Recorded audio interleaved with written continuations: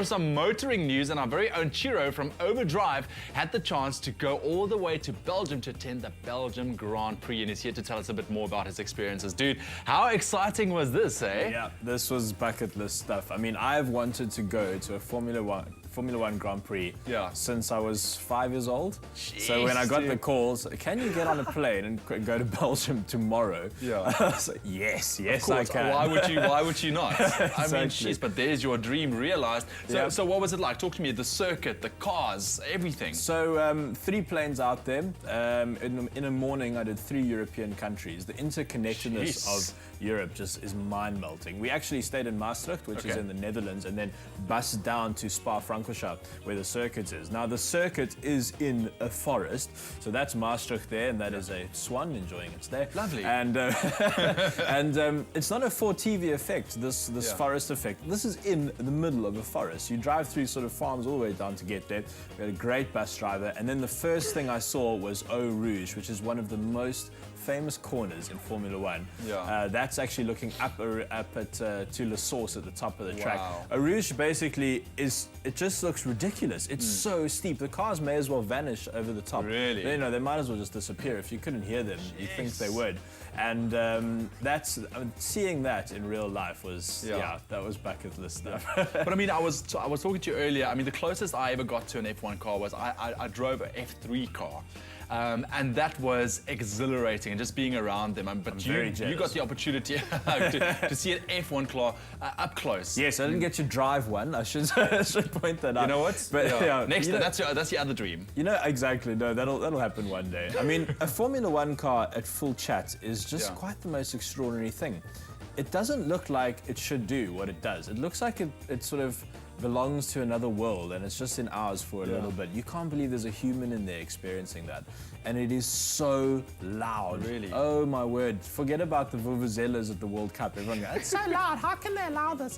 Formula One cars, you have to wear earplugs or you will have permanent hearing damage. But I just want to talk about this quickly while it's up on screen. So we got to do a paddock tour. Now, this is, you can't buy passes to the paddock. This is a money. I mean, this is really a once-in-a-lifetime opportunity now. These things are not for sale. If you go to the paddock, it's because you've been invited. And they just have these motorhomes which are like transformers. And you can see the Lotus one there and the Williams one. It's like 2 lorries which arrive, expand, and and sort of like all these bits and pieces come out. The Ferrari one is ridiculous, about 4 stories tall. and they build it at every single F1 race. Like it says, otherworldly. Yeah, no, it really is. But you know, come race day, I mean, the qualifying was very cool. I really enjoyed that. That was the pit lane. That was cool. That Ferrari mechanic obviously needing a ladder to get up there.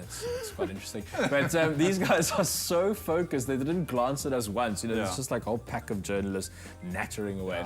I love this picture. Listen, talk to me about this photo, because I want to know about some. So, you know, I mean, obviously it's the Belgian Grand Prix. I mean, sure, some of the world's top drivers are going to be there.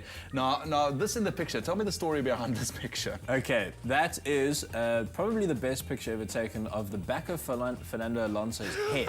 This could actually be the secret to his speed. I should sell this to McLaren. Oh, dude, that's a really stalking, you know. No, I was trying to take a photo of our group, which is in the background there while we were walking through the pit lane. And this guy skipped in front of me as I took the photo, and I was like, you're getting in my way. And then I realized that it was actually Fernando. Dude, why don't you just run up and go around and say, excuse me, excuse me. Yeah, it looked like he was on his way to put out a fire, honestly. He was like flying. So he walks as he drives? Yeah, exactly. Definitely. Man, but I mean, overall, it sounds like you had an amazing time. What was race day? Race day So, race day... You know, I don't want to sound like a spoiled brat, but I didn't enjoy race day. I didn't enjoy race day that much. I mean, look, the drama, the sound, 22 Formula One cars revving on the grid is a magical sound. It's epic. It really is. But it's very, very difficult to follow the race from trackside. Really? It would have helped immensely if we had a little FM receiver and we could follow the commentary. Because this is a top tip. If you go to a Formula One race, bring an FM receiver of some sort, because they broadcast the commentary over the circuit. Now that would have helped a lot. I mean, there's giant TVs everywhere which help.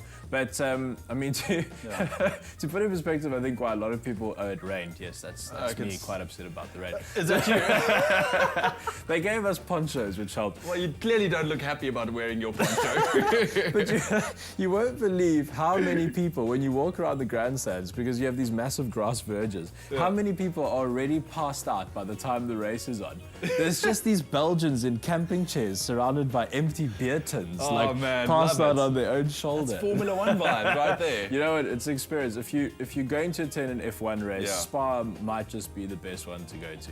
Really? I really had a good time. Brilliant. Shiro, thank you so much, man. Well, I'm glad you had such a great time, and I mean, making us a little bit jealous of all that footage that you'll be able to take in the pit lanes, especially. Like you said, not a lot of people get to go there. But we're looking forward to your next chat. We'll hopefully see you back next week. And that was it for our motoring news on this Friday morning. Right now, we are going to be taking a quick ad break. When we come back, it's fun and games with Rudolf Landman.